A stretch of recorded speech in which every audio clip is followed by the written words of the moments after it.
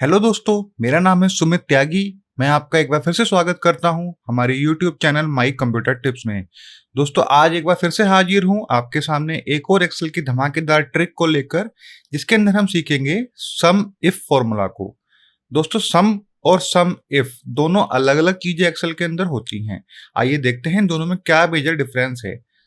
सबसे पहले, जैसा कि आप कंप्यूटर स्क्रीन पर देख पा रहे हो, यहाँ पे एक टेबल बनी हुई है। इस टेबल के अंदर मेरे पास सीरियल नंबर हैं, प्लेयर्स ने रन को स्कोर किया हुआ है। लेकिन जैसे ही आप नीचे देखोगे तो हमारे पास रोहित शर्मा, केएल राहुल, विराट कोहली, फिर अगेन रोहित शर्मा, केएल राहुल, विराट कोहली, फिर विराट कोहली, फिर रोहित शर्मा, फिर विराट कोहली, फिर रोहित शर्मा। इस तरीके से ये डेटा लिखा हुआ है। तो दोस्तों, मैं ये चाहता हूं कि मेरे पास केवल रोहित शर्मा के जो स्कोर किए हुए रन हैं वो इस सेल में मतलब सम हो जाएं। तो मैं क्या करूंगा, बेसिक फॉर्मूला क्या कहता है? बेसिक फॉर्मूला कहता है is equal to sum bracket शुरू रोहित शर्मा का नंबर दिस कोमा, फिर अगेन रोहित शर्मा को हम पिक करेंगे यहां से, फिर कोमा, फिर यहां से रोहित शर्मा, फिर कोमा, और फिर यहां से रोहित शर्मा के स्कोर लास्ट वाले और ब्रैकेट क्लोज और एंटर। तो रोहित शर्मा ने टोटल 229 रन जो है वो स्कोर किए हैं। लेकिन अगर यही काम मेरे को बड़ी शीट में करना हो, जैसे यहाँ पे मैं देख रहा हूं कि मेरे को टोटल जो क्वांटिटी है, जो यहाँ पे ये क्वांटिटी लिखी हुई है, इसके नंबर मेरे को यहाँ पे काउंटिंग चाहिए 1+ की, जबकि मेरे पास शीट जो है वो काफी बड़ी है। तो अगर मैं इंडिविजुअल करूंगा सम को तो ये काफी लेंथी काम हो जाएगा और मेरे को बहुत टाइम लग सकता है, साथ ही साथ एरर के चांसेस भी ज्यादा हैं। तो दोस्तों, इसके लिए फंक्शन एक्सेल के अंदर होता है सम इफ का। जैसा कि आप सम इफ के नाम से ही समझ पा रहे हो, ये एक कंडीशनल सम होती है। तो दोस्तों, आइए समझते हैं हम इसको कैसे यूज करते हैं। हम इस सेल में देखते हैं, हम करेंगे is equal to sum if bracket शुरू। अब 3 क्राइटेरिया मेरे पास हैं, या मैं यहां से फंक्शन वाले ऑप्शन पे क्लिक कर देता हूं, इंसर्ट फंक्शन, और मेरे पास ये ऑप्शन खुल के आ जाता है। जैसे ही आप इसमें देखोगे तो इसमें भी 3 क्राइटेरिया मेरे पास दिए हुए हैं। पहला क्राइटेरिया क्या है? रेंज। रेंज मतलब रेफरेंस, जिसके अंदर से हमने डेटा को पिक करना है, क्राइटेरिया के डेटा को पिक करना है। तो हमारा जो रेफरेंस हुआ वो हुआ प्लेयर्स के नाम, ये वाला। दोस्तों, इसमें जैसे ही आप रेंज सेलेक्ट करोगे, आपने F4 कर देना है, उसको फ्रीज कर देना है। इसके बाद क्राइटेरिया क्या है? इस रेंज के अंदर आपने क्या फाइंड करना है? हमने फाइंड करना है प्लेयर का नाम, जो यहां लिखा हुआ है रोहित शर्मा, इस तरीके से। इसके बाद जो थर्ड और लास्ट आर्ग्यूमेंट है वो है सम रेंज का। सम रेंज मतलब जिस रेंज के अंदर से आपने वैल्यूज को सम कराना है।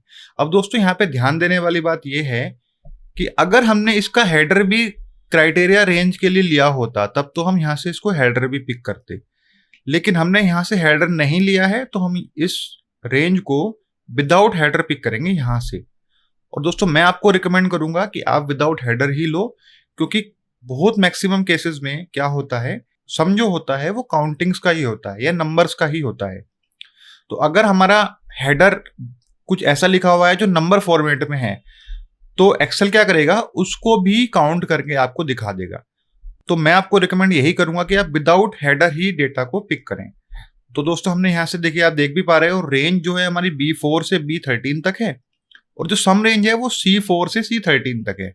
जैसे ही आप सम रेंज सेलेक्ट करोगे, आपने अगेन F4 करके इसको फ्रीज कर देना है।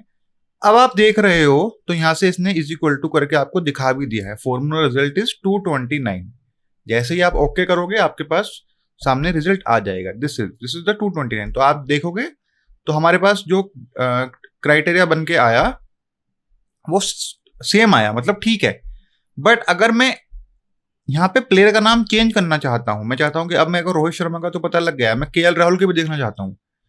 तो जैसे ही मैं केएल राहुल का नाम लिखूंगा और एंटर कर दूंगा, तो इस सम इफ वाला जो फॉर्मूला है ये तो इसको डायनेमिकली चेंज कर देगा। बट जो बेसिक फॉर्मूला हमने लगाया था वो उसको स्टैटिक ही रखेगा।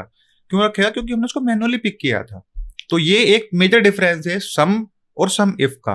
दोस्तों, इसका हम एक और एग्जांपल समझते हैं और हम चलते हैं हमारी बड़ी शीट के ऊपर। दोस्तों, इस शीट के अंदर क्या है, यहाँ पे मेरे पास एक टेबल बनी हुई है, इसमें रीजन्स हैं, प्रोडक्ट्स हैं, स्टेटस है, ऑर्डर डेट है, ऑर्डर क्वांटिटी है। प्रोडक्ट्स जो है वो मैं चाहता हूं कि ऑर्डर क्वांटिटी यहाँ पे मेरे पास आ जाए।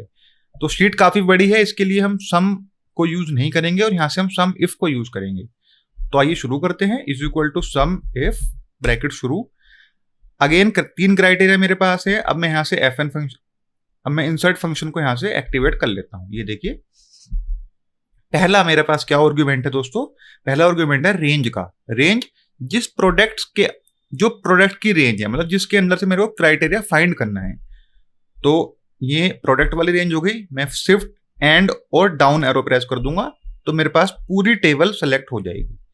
फिर मैं F4 प्रेस करूंगा और डेटा फ्रीज हो जाएगा। अगेन क्राइटेरिया में जाऊंगा।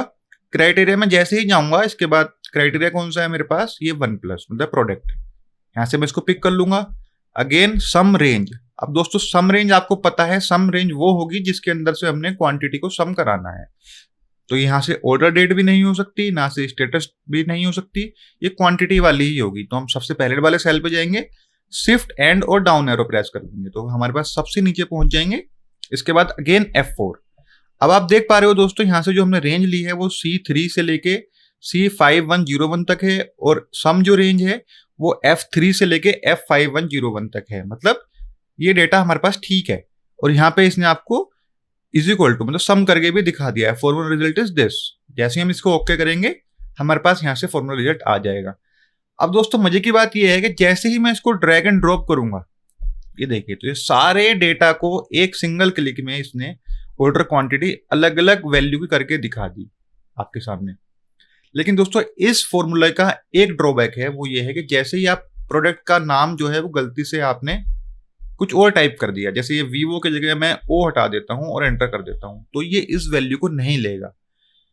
क्यों नहीं लिया? क्योंकि विव नाम से कोई वैल्यू इस डेटा के अंदर है ही नहीं, तो उसने यहां दिखाया ही नहीं। जैसे ही हम इसको ठीक करेंगे ये हमारे पास अगेन इस वैल्यू को दिखा देगा।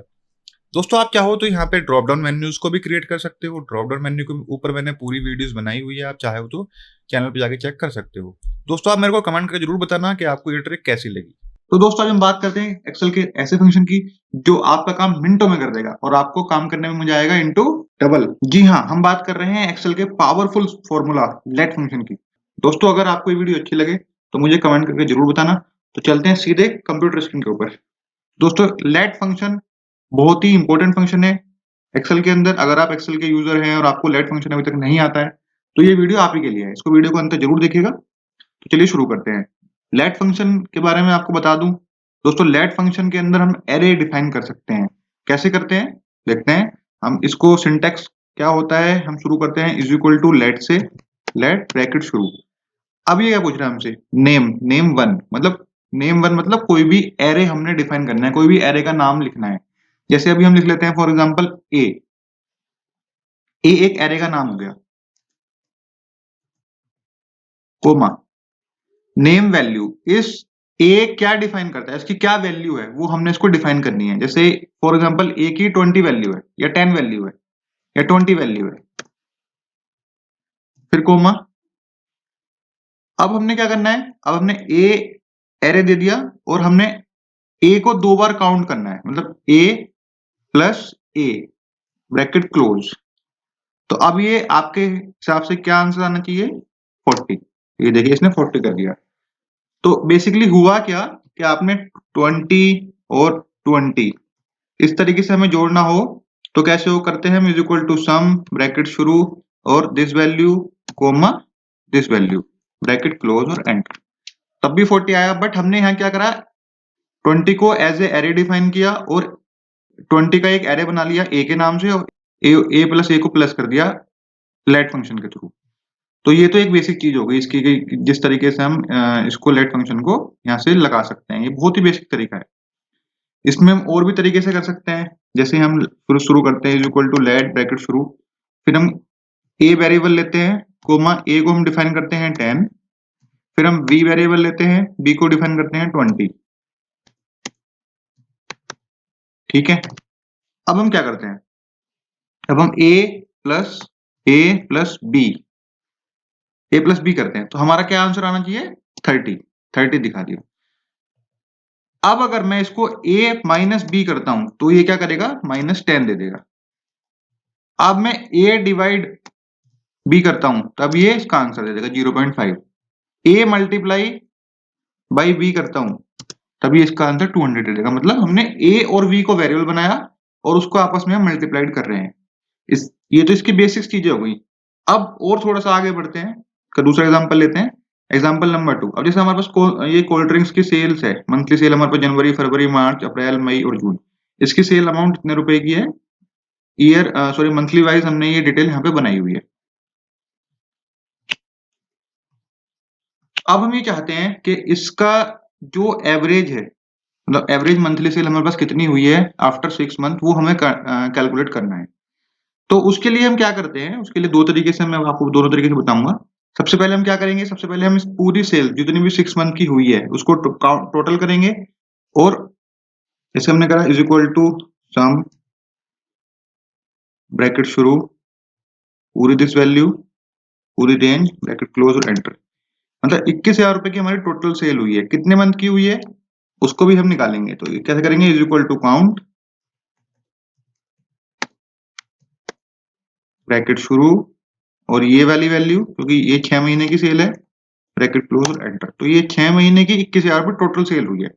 अब इसका एवरेज निकालने के लिए क्या करेंगे, is equal to this value divide by 6, bracket close. मतलब 3500 रुपए की हमारी एवरेज मंथली सेल हुई है। तो ये कितने स्टेप्स में हमने किया, तो इसमें हमारा ज्यादा टाइम लग गया, लेकिन हम लेट फंक्शन के थ्रू बहुत इजीली कर सकते हैं। हम कैसे करेंगे, हम इस सेल को एक वेरिएबल बना लेते हैं पहले। तो कैसे बनाएंगे, is equal to let, bracket शुरू। अब एक सेल का एक वेरिएबल ले लेते हैं, कोमा।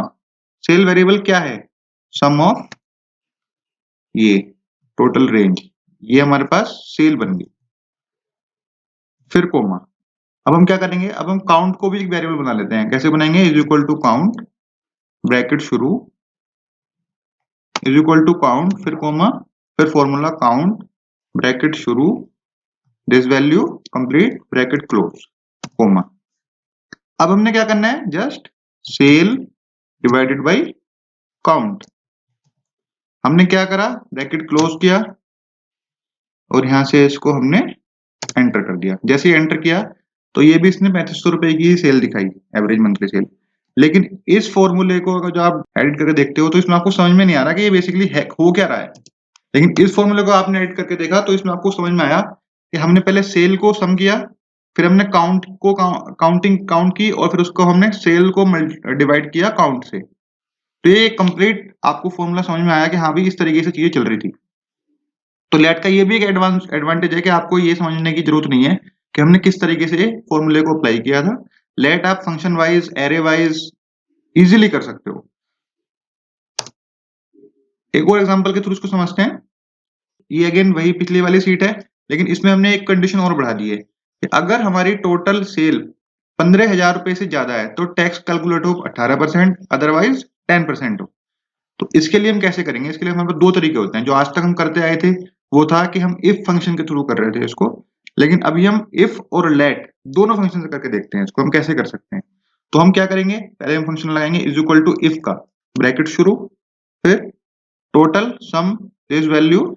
ये वाली जो टोटल वैल्यू अगर हो, क्या हो, ग्रेटर देन इक्वल टू 15,000, मतलब ये इन सारी वैल्यूज का सम अगर 15,000 से ज्यादा है, यही तो हमने यही तो हमारी कंडीशन है कि जो टोटल सेल है वो 15,000 से ज्यादा हो तो क्या हो, तो क्या हो, तो सम का, इस सम का क्या हो जाए, 18%, 18% हो जाए, कोमा, नहीं तो 10% हो। फिर हम क्या करेंगे, 10% किसका, सम का, किस सम का, इस सम का। इस सम का अगर 15,000 से या 15,000 से कम की सेल हो तो वो 10% हो जाए, इंटू 10%। अब हम क्या करेंगे, लेट एक और ब्रैकेट क्लोज करेंगे इफ वाला और एंटर कर देंगे। जैसे ही हमने किया तो ये इस तरीके से फंक्शन, इफ फंक्शन के थ्रू हमारी जो टैक्स है वो कैलकुलेट होके आ गया। अब हम इसको लेट फंक्शन के थ्रू करते हैं। हम क्या करेंगे, सबसे पहले जो बार बार हम सम कर रहे थे इसको एक वेरिएबल बना लेंगे, is equal to let, bracket शुरू, अब क्या है, वेरिएबल का नाम रखते हैं सपोज सेल, कोमा सेल क्या है, सम ऑफ दिस ब्रैकेट क्लोज। अब ये एक वेरिएबल बन गया सम का। तो अब हमारे पास जहां भी हम बार बार सम को यूज कर रहे थे पिछले फंक्शन में, वो अब हमें बार बार सम का फंक्शन यूज नहीं करना है, केवल हम वहां पे सेल को यूज करेंगे। तो देखते हैं, आगे बढ़ते हैं। इसमें हम फिर अब क्या करेंगे, अब हम लगाएंगे इफ कंडीशन, इफ ब्रैकेट शुरू, क्या लॉजिकल टेस्ट है हमारे पास कि सेल टोटल वैल्यू, तो यानी कि cell greater than equal to 15,000, अगर ये वैल्यू, ये टोटल सेल 15,000 रुपए या 15,000 रुपए से ज्यादा हो तो क्या हो जाए, तो सेल का 18%, नहीं तो सेल का 10%, ब्रैकेट क्लोज कर देंगे। कितना डिफरेंस आया, मतलब बार बार हम एक एक चीज को काउंट कर रहे थे, फिर हम उस पे फॉर्मूला काउंट कर रहे थे, अब हमने उस पूरे रेंज को एक नाम दे दिया, एक वेरिएबल बना लिया और उस वेरिएबल का जगह जगह यूज कर रहे हैं।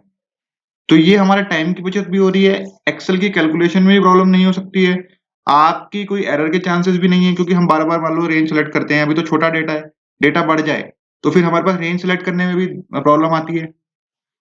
तो कोई रेंज गलती से छूट जाए, कोई डाटा छूट जाए तो हमारा एरर के चांसेस बढ़ जाते हैं। लेकिन हमने क्या करा, हमने पहले ही वेरिएबल बना लिया पूरे एक सम को, और उस सम को हम बार बार यूज कर रहे हैं, और उसके थ्रू हम लेट फंक्शन के थ्रू पूरी जो कैलकुलेशन है वो कर लेते हैं इजीली। फिर हम क्या करेंगे, इसको एंटर करेंगे, तो ये देखिए, ये इसने क्या करा, ये भी इसने 3780, ये भी जिस जो फंक्शन के थ्रू हमने यहां से निकाला था वही अमाउंट यहाँ भी उसने निकाल के दिया। लेकिन इस फंक्शन पे आप अगर जो देखोगे तो ये बार बार हमें एक दो तीन बार सम करना पड़ रहा है, लेकिन इस फंक्शन में हम जाएंगे तो हमने एक बार ही सम किया और उसको ही वेरिएबल बना लिया, बाकी हम उसको जगह जगह एज ए वेरिएबल यूज कर रहे हैं। तो अगर हमारे पास जो थोड़ा ज्यादा डाटा है, तो इस तरीके का डाटा है जो जहां पे हमने एक ही वैल्यू को बार बार यूज करना है, एक ही रेंज को बार बार यूज करना है, तो हम उसको वेरिएबल का नाम दे देंगे और उसी वेरिएबल को हम जगह जगह यूज करेंगे। और ये ऐसा नहीं है कि वेरिएबल आपने केवल एक ही बना सकते हो इसके अंदर या दो बना सकते हो, आप कंप्लीट 126 वेरिएबल्स तक इसके अंदर बना सकते हो। बट इसकी कुछ लिमिटेशंस भी हैं इस फॉर्मूले की, वो भी हम डिस्कस करते हैं।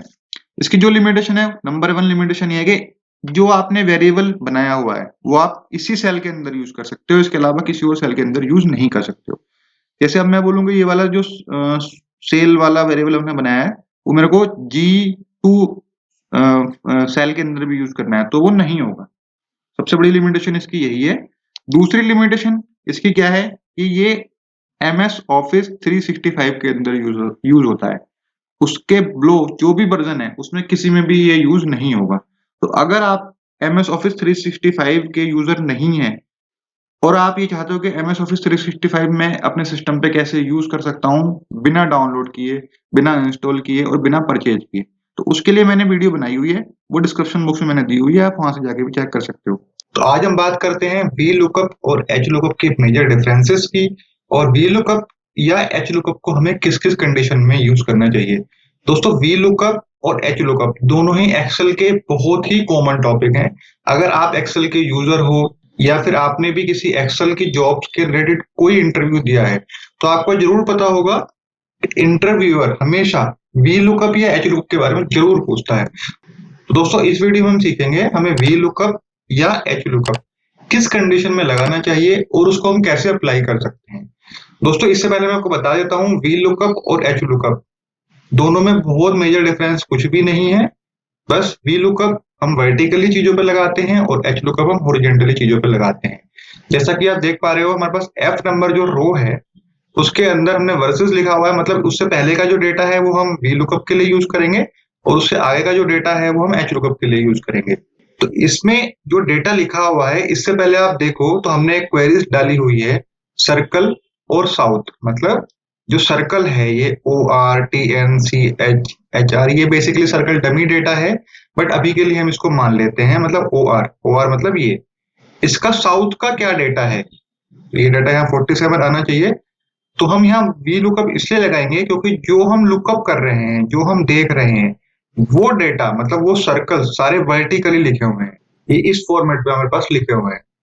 जबकि दूसरी साइड आप देखोगे जो हमारे पास लुकअप वैल्यू है, मतलब जो सर्कल्स हैं वो हमारे पास ओरिजेंटली लिखे हुए हैं, इस तरीके से लिखे हुए हैं। आपको हमेशा फाइंड करना है कि आपके पास जो लुकअप वैल्यूज हैं, जो आपने डेटा फाइंड करना है, वो आपको किस फॉर्मेट में गिवन है। तो अगर आपके पास वर्टिकल फॉर्मेट में गिवन है तो आप वी लुकअप लगाओगे, और अगर आपके पास हॉरिजॉन्टल फॉर्मेट में गिवन है तो आप एच लुकअप लगाओगे। तो दोस्तों ये कैसे लगाते हैं ये देख लेते हैं। हम लिखेंगे is equal to V lookup bracket शुरू लुकअप वैल्यू। लुकअप वैल्यू हमने कौन सी वैल्यू को इस डेटा के अंदर से लुकअप करना है। तो हमें किस डेटा को करना है, हमें करना है सर्कल ओ आर को। तो हम सर्कल ओ आर को यहाँ से सिलेक्ट कर लेंगे, फिर हम कोमा प्रेस करेंगे। फिर हमसे क्या आर्गुमेंट पूछ रहा है, टेबल एरे। टेबल एरे क्या होता है, जो टेबल से हमने डेटा को फाइंड करना है, इस टेबल से हमने डेटा को फाइंड करना है। जैसे ही आप वी लुकअप या एच लुकअप में कोई भी टेबल एरे सेलेक्ट करोगे, आपने बिना किसी आर्गुमेंट के इसको F4 करके फ्रीज कर देना है। जब भी वी लुकअप के अंदर टेबल एरे बनाओगे तो आपने उसको फ्रीज जरूर करना है। इसके बाद हम कोमा प्रेस करेंगे। कोमा प्रेस करने के बाद आपसे क्या पूछ रहा है, कोल इंडेक्स नंबर, मतलब कॉलम इंडेक्स नंबर। आपने किस कॉलम के अंदर से इस वैल्यू को लुकअप करना है। तो हमने किसके अंदर से करना है, साउथ वाले के अंदर से। तो आप यहाँ से आप कॉलम कैलकुलेट कर लो, 1 2 3 4 5। अब दोस्तों इसमें जो हमारे पास हेडिंग्स लिखी हुई है वो सर्कल वाली लिखी हुई थी, लेकिन हमें सर्कल वाले को काउंट करना है। जो हमने टेबल एरे बनाया था उसके अंदर सर्कल इंक्लूड था, तो इस तरीके से हमने ये सर्कल को भी काउंट करना है। तो 1 2 3 4 5। फिफ्थ नंबर पे हमारे पास होल इंडेक्स नंबर है, फिर हम कोमा लगाएंगे। अब ये क्या पूछ रहा है, ट्रू फॉर अप्रोक्सीमेट मैच और फॉल्स फॉर एग्जैक्ट मैच। दोस्तों आपको पता भी होगा हमने यहाँ से क्या करना है, एग्जैक्ट मैच करना है, क्योंकि यहाँ पे हमारे पास डेटा के अंदर ओ आर गिवन है और हमें जो डेटा लुकअप करना है उसके अंदर भी ओ आर लिखा हुआ है। तो फॉल्स हमने करना होगा, फॉल्स के लिए हम 0 भी लगा सकते हैं, और हम ब्रैकेट क्लोज करेंगे और एंटर कर देंगे। तो ये देखिए हमारे पास जो डेटा पिक होके आया वो 47 आया, जो कि ठीक है। अब सिमिलरली अगर हमारे पास डेटा हॉरिजॉन्टल फॉर्मेट में है, हमने फिर क्या करना है, एच लुकअप लगाना है। कैसे करेंगे, is equal to H lookup bracket शुरू वी लुकअप और एच लुकअप दोनों के आर्गुमेंट बिल्कुल सेम है। उसमें हम कोल इंडेक्स नंबर को देखते थे, इसमें हम रो इंडेक्स नंबर को देखते हैं, बस इतना फर्क है। तो लुकअप वैल्यू क्या है, अगेन सर्कल है, कोमा टेबल एरे, टेबल जो हमने टेबल सेलेक्ट करी थी वो है, ये टेबल होगी हमारे पास। इसको हमने क्या करना है, आंख बंद करके फ्रीज कर देना है, फिर कोमा लगाना है, फिर रो इंडेक्स नंबर। अब किस रो के अंदर से हमने वो डेटा को फाइंड करना है। तो रो कौन सी होगी हमारे पास, 1 2 3 4 5। ये हमारे पास कौन सी रो होगी, फिफ्थ रो होगी। फिफ्थ रो हमने करनी है, कोमा लगाना है, 0 प्रेस करना है for exact match, bracket close और एंटर। तो ये क्या हुआ, 47 हमारे पास डेटा अगेन उठ के आ गया। ये देखिए 47 ही है। तो अगर आपके पास कभी भी कोई इंटरव्यू में वी लुकअप या एच लुकअप से रिलेटेड क्वेश्चन आता है, तो आपने हमेशा ये ध्यान रखना है कि जो डेटा आपने लुकअप करना है, अगर जो वर्टिकल फॉर्मेट में है तो वो वी लुकअप लगाना है, और अगर वो हॉरिजॉन्टल फॉर्मेट में है तो एच लुकअप लगाना है।